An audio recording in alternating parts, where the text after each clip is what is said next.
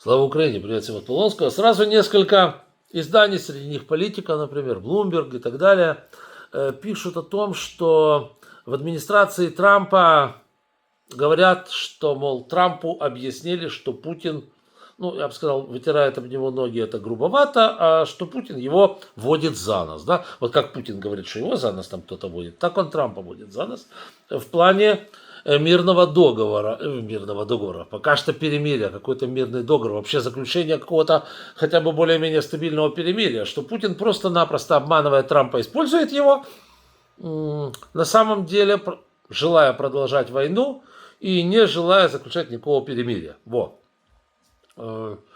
И, мол, Трамп после этого, особенно после встречи с Зеленским в Риме, которая была вот пару дней назад, там на похоронах папы, что Трамп, мол, довольно резко после этого поменял свое мнение по поводу войны. Ну, ребята, если он настолько наивен, что ему требуется, я не знаю, сколько, 100 дней, будучи при власти, и до этого еще 3 года, не будучи при власти, чтобы разобраться в том, что Путин лжет на каждом шагу, и что он хочет войны, и больше ничего абсолютно, ну тогда, американцы, я вам очень сочувствую. В таком случае вы избрали самого наивного человека на земном шаре. Реально, да? Вот весь земной шар знает, что Путин агрессор, бандит, террорист, хочет убить как можно больше людей. А Трамп верил в том, что он хочет закончить войну. Помните, Трамп не раз, не два говорил о том, что он верит Путину. Он верит, что Путин хочет закончить это все. А проблемы идут откуда? Правильно, проблемы идут исключительно от Зеленского. Ну, от кого же еще, да? И тут бах, что-то меняется, и, значит, Трамп переходит на светлую сторону. Ой, да. И да, действительно, вот мы смотрим сейчас по последним интервью, вчера, в частности, Трамп давал интервью, он говорит, что похоже на то, что Путин не хочет завершения войны, хочет воевать и дальше. Но мне было это немножечко дико от Трампа слышать. Конечно, я понимаю, вполне возможно, что это все была игра, что Трамп давал Путину, как бы, как он любит говорить, все козыри в руки с тем, чтобы, знаете, тому проще было выйти из сложившейся ситуации, но сейчас, видя то, что Путин и не собирался выходить из ситуации, и не собирался заканчивать войну, Трамп начинает, как говорится, уже действовать немножечко по-другому. Кстати, и сенаторы, вот в частности, Линдси Грэм, который, ну, вообще флюгер, ну, человек флюгер, вот я по-другому просто не могу назвать, куда дует, туда он и дует, да, туда он и смотрит. Но человек без собственного мнения заявляет о том, что он имеет уже 70 голосов или подписей, или назовите как угодно, сенаторов, напомню, в Штатах их 100 человек, 70 голосов сенаторов для того, чтобы обложить 500% тарифами союзников России. Каких именно? Тех, кто нарушает американское эмбарго, введенное еще Байденом, по нефти. Да, те, кто покупает российскую нефть в обход санкций. 500%. О, это круто. И также Линдси Грэм говорит, что в Конгрессе тоже не будет проблем с прохождением такой законодательной инициативы. Зная, еще раз говорю, я, видите, начал с того, что Грэм это человек-флюгер, не имеющий мнения собственного, с моей точки зрения. Значит, тут речь идет, может идти речь о том, что ему это сказали говорить, и людей этих, я имею в виду сенаторов и конгрессменов, искал, возможно, совсем не Линдси Грэм, а это же могло идти лично от Трампа или, скажем так, от советников Трампа ближайших. Просто как бы Линдси Грэм получил задачу это озвучить, вот он и озвучил. Возможно так, вполне возможно, да. То есть начинается определенное давление на Путина, о котором говорил Трамп. Вот он недавно, там журналисты его спрашивали, говорят, слушай, Трамп, вот ты все время рассказываешь, как ты давишь на Зеленского, как ты давишь на Украину. Замечательно, конечно. А как ты давишь на Россию? Ой, я давлю на Россию, я так давлю на Россию, что просто, не знаю, аж попа у муравья слипается. Вот так давлю на Россию. Но где, а как, кто это видит? До последнего момента никто не видел. Вот последнее заявление последние заявления Соединенных Штатов как-то звучат, да, более оптимистично, я бы сказал.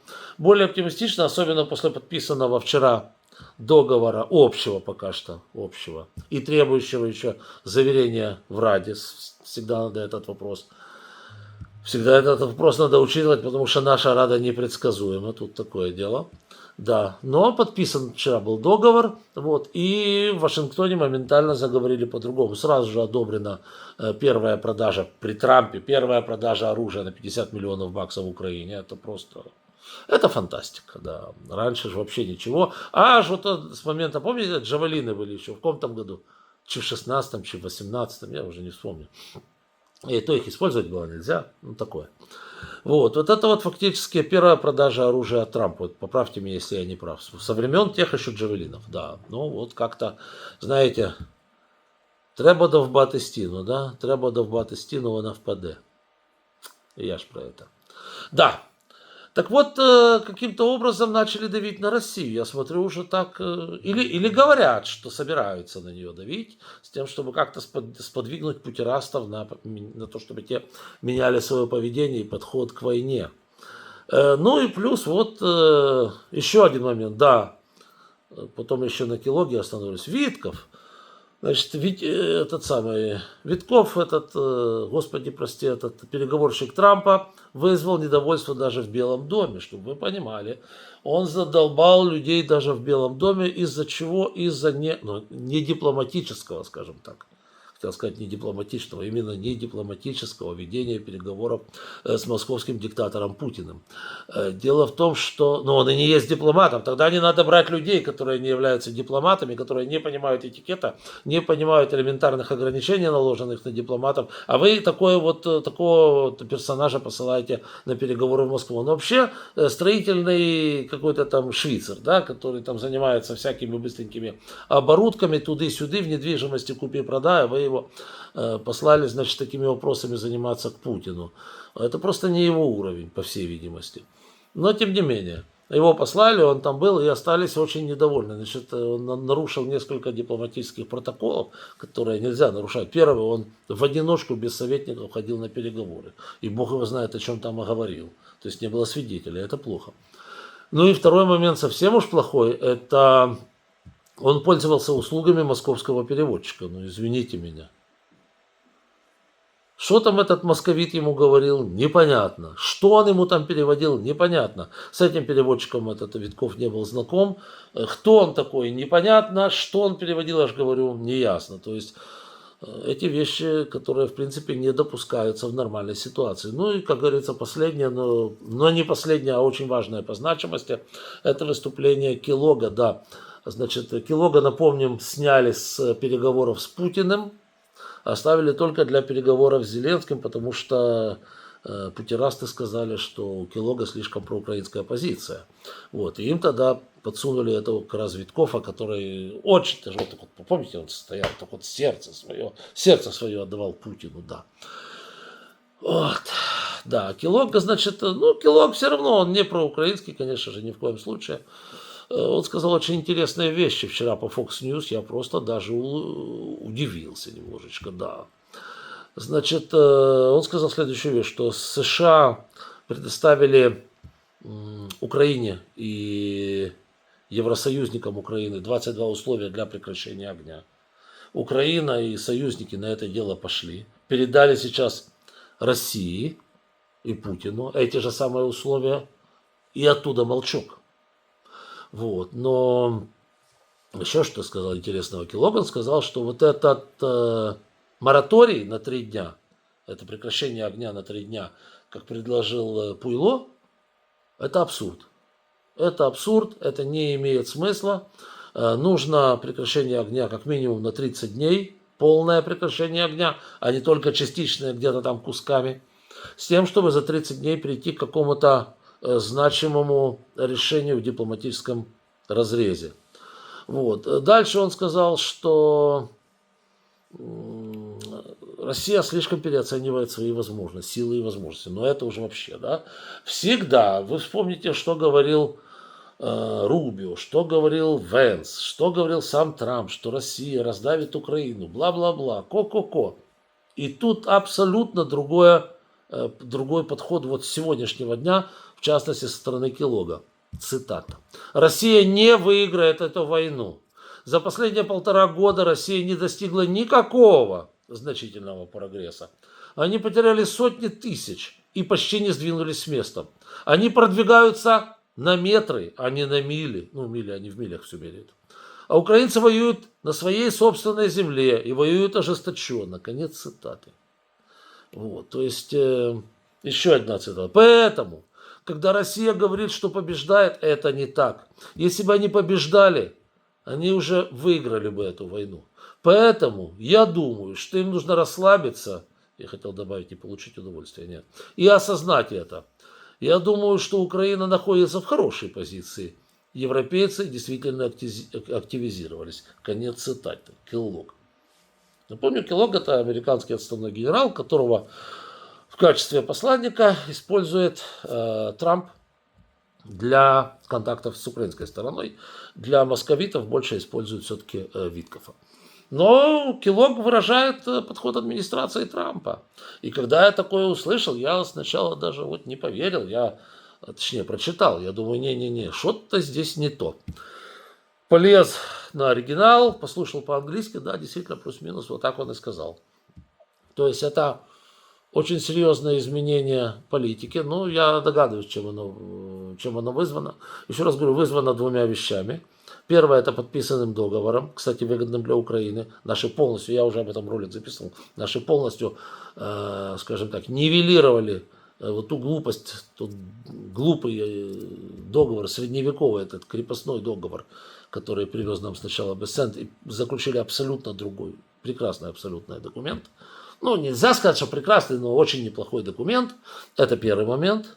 Вот. Ну и второй момент — это то, что Путин действительно, это уже становится настолько очевидно, что он не хочет никакого прекращения огня, он просто манипулирует, лжет и занимается какой-то ерундой с точки зрения Трампа, что Трамп уже больше просто даже не может скрывать то, что вот действия Путина, как-то их объяснить не может. Поэтому, хочешь не хочешь, ему уже приходится на этого Путина начинать давить, потому что иначе уже возникают вопросы к нему. Да, там вот опять понесется агент Краснов и все вот это вот. Да, так что, чтобы агент Краснов, как говорится, не всплывал и не был на повестке дня, Трамп начинает включать